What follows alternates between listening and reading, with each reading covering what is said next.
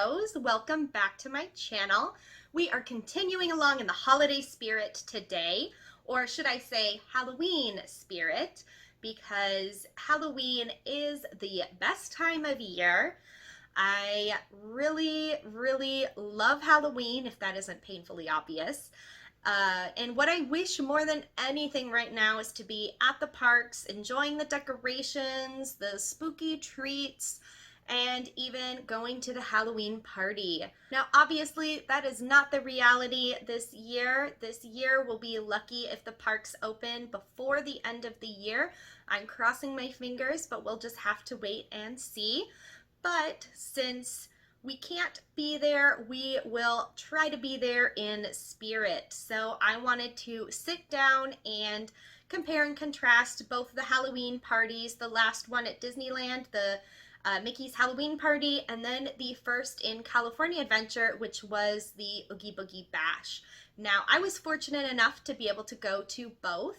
I bought my tickets to the Mickey's Halloween Party before I even moved down to Southern California and had my pass because I did not want to miss the Halloween party. And then I was fortunate enough to go again for Oogie Boogie Bash, and I just wanted to share those experiences with you today. But hopefully one day soon we'll be able to go to Disneyland again. But until then, I will keep trying to bring content to you, and I have a lot more coming this month. So make sure to be subscribed and select all videos when you hit the bell icon. That way you can get notified of every video I post. Now, the one thing in common about both parties is that it is a separate ticketed event. So that means that if you don't have a ticket for that party that evening, you're going to have to go into the other park. Which with the Oogie Boogie Bash, that means that California Adventure closes down at the start of the party and you will need to move over to Disneyland. But the good news is with the Halloween party ticket, you are able to get into that park a little early. So a few hours early you can come in. That way you can try to beat the rush or the madhouse when everybody is trying to get into the party.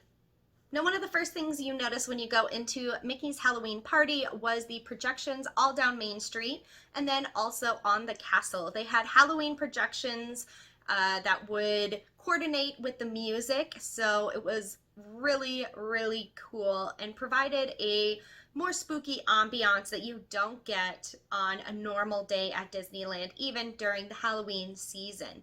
I really enjoyed those projections. Now, they had projections on Carthay Circle as well, but I don't think there were as many projections from my memory. There may have been more spread out, but I can only remember the ones on Carthay Circle, but they were still really cool and also coordinated to music as well.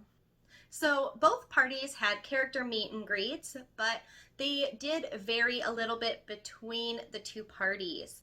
Now you can meet Pirates and Peter Pan characters at the Mark Twain, princesses at the Royal Fair, and then of course everybody's favorite for Halloween, the villains. There were quite a few of them roaming around the flagpole first hub area of Disneyland. They were interacting with guests, interacting with each other, and there was a bit of sass thrown in there as well, which I thoroughly enjoyed. And then there was also a couple exclusive meet and greet characters like Maleficent and Hades that you could wait in line for as well. Now with Oogie Boogie Bash, they also had some villain character meet and greets. The villains did change a little bit between Oogie Boogie Bash and the Mickey's Halloween Party. Mickey's Halloween Party, we had the Evil Queen, Gaston, Jafar, Radcliffe. There were a lot of characters like that, Cruella, and then Lady Tremaine and Drusilla and Anastasia. Those were most of the characters that were wandering around freely. Now, when we moved over to California Adventure with Oogie Boogie Bash, they didn't really have the villains wandering around freely. However, they did have some spots that you could meet villains, and they would kind of switch up every few hours or every hour. and I think Radcliffe was included in there, but Sean Yu was one of them, and I think they had the Big Bad Wolf. So there were some changes in those. I don't remember all the characters offhand, but you can easily look those up as well. It was difficult to time though. When you were in line for one set of characters, the line was long enough where they may switch over to the other set of characters by the time you get up to the front. Now let's shift gears over to treat trails. The treat trails at Mickey's Halloween Party, they had some, a little bit of fog, some decorations. You did go through some of the restaurants and they had some skeletons set up, so they were fun, but they weren't that exciting. Now, once the party shifted over to California Adventure and we had the Oogie Boogie Bash, they definitely upped their game for treat trails at the party. So we ended up getting 5 interactive treat trails where some of the villains would interact with you as you made your way through the queue. So we had the Evil Queen, Maleficent, Dr. Facilier, the Mad Hatter, the live action version, and Oogie Boogie.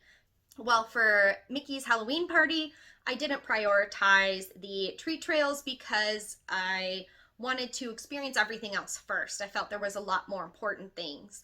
So I did as many treat trails as I could at the end of the night. But with Oogie Boogie Bash, I was making sure that I got all of those interactive treat trails done before the end of the night because those were experiences that were really unique.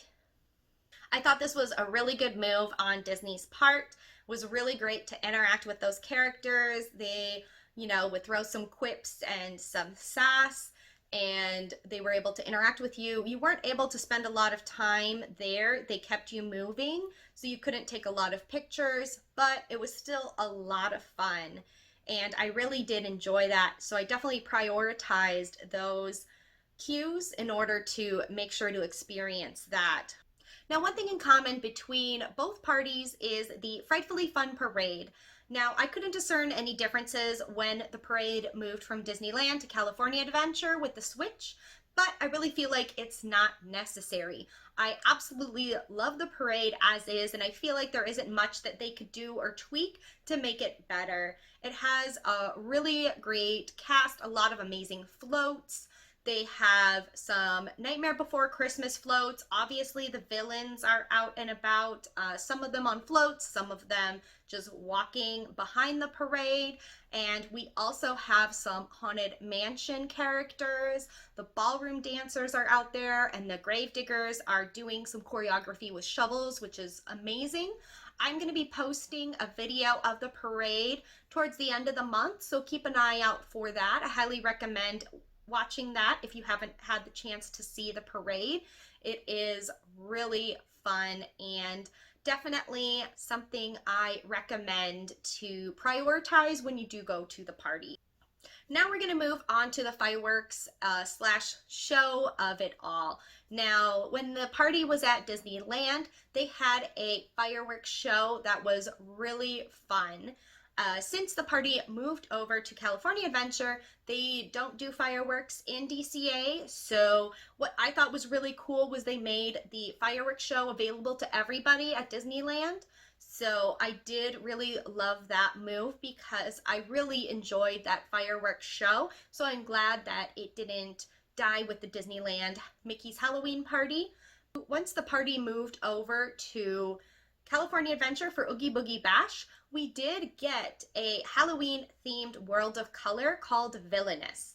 And this show was really fun. It featured a girl who was kind of figuring out if she wanted to be a princess or a villain for Halloween, and so some of the villains were taking her through different things, and so it featured some of the different villains and some songs, and it was really fun and enjoyable. However, when I'm comparing the two, I really enjoyed the fireworks show at Disneyland more, but I feel like there was a lot more creativity because they created a new character and storyline for the Villainous show.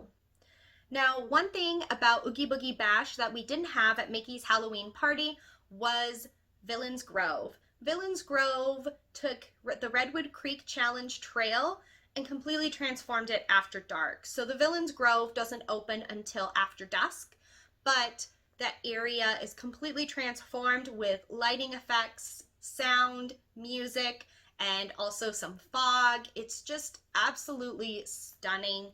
There are different areas for different villains, and there's a lot of interactive animation that happens, and it is absolutely gorgeous. I do have a walkthrough of Villains Grove that I posted last year, so I'm going to go ahead and link that in the icon up above. So if you do want to experience Villains Grove yourself, you can watch that video. Obviously, it's not going to be the same as being there in person, but it's the closest you can get to experiencing it right now. So I hope you do enjoy that video if you get the chance to check it out. But if you do attend Oogie Boogie Bash, it's definitely in the top for things that you need to experience.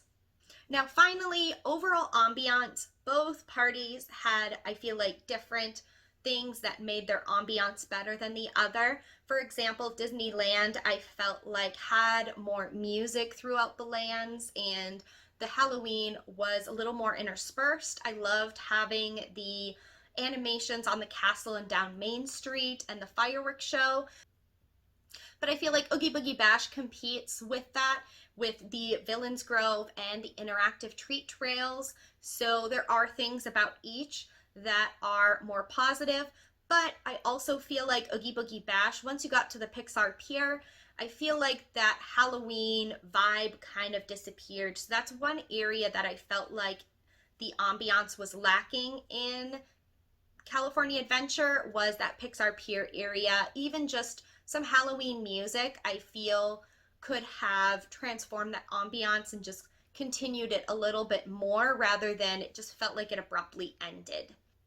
So that's the end of the comparison. I hope you enjoyed this video. Please make sure to like it. I know I had fun reminiscing on the Halloween parties since we're not able to experience those this year. Cross our fingers, hopefully we can next year. Let me know in the comments down below if you have been able to attend the Halloween parties and what your favorite part was. I will be posting a video with tips if you do want to attend Oogie Boogie Bash next year, so keep an eye out for that. And there's more Halloween videos coming this month as well, so make sure you are subscribed. But beyond that, have a magical day, and I'll see you again soon. Bye!